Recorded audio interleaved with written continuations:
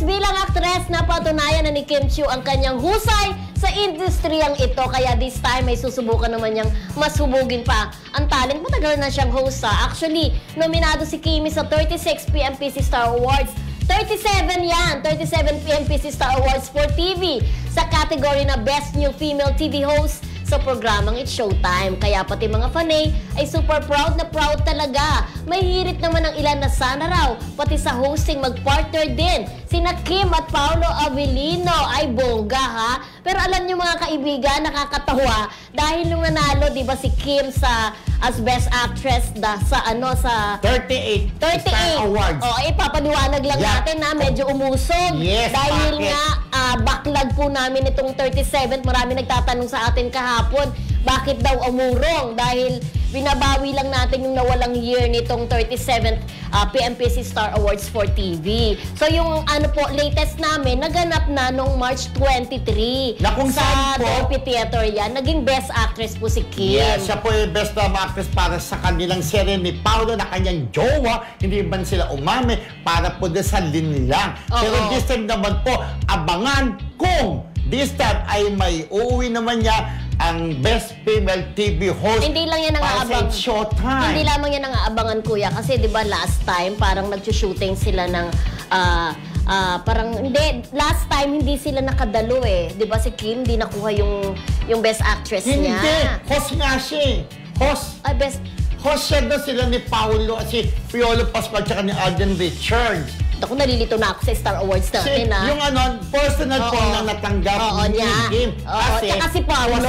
Tsaka yung Power Tandem nila, nandun pa rin silang dalawa. Ngayon, pero ngayon, ay hindi sila nakarating dun sa isang awards type pala yun.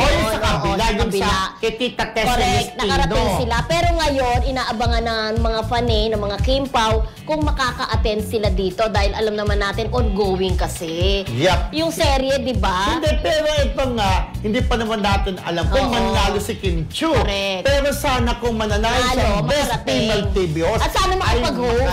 At saka Sunday naman yun, baka wala na silang taping ng The Alibay. O baka doon sa Gambiernes lang. Pero sana kung mananalo si Kim Chiu, ay makarating siya. Correct. Diba? Kasi isang malaking karangalan din para sa kanya. Kilalanin siya hindi lang bilang isang mahusay. So hindi na pala siya kundi bilang isang mahusay na host. Hindi na pala siya makakarating na as host kasi nag-host na siya nung nakaraan. Oo. Diba usually ganun, pagka last year na naging host mo, hindi mo na inuulit ng correct. So, hindi natin siya kinuha. So, abangan nyo po ang aming 37th rather, isang awards for television na gaganapin na po sa August 24 sa BS Hotel. At ang informado po na magiging isa sa mga host ay walang iba kung ang ating minamahal na si Kuya Boy. Kausap ko si Kuya Boy sa gabi, tumawag siya. Romel, pwede ako, sabi niya.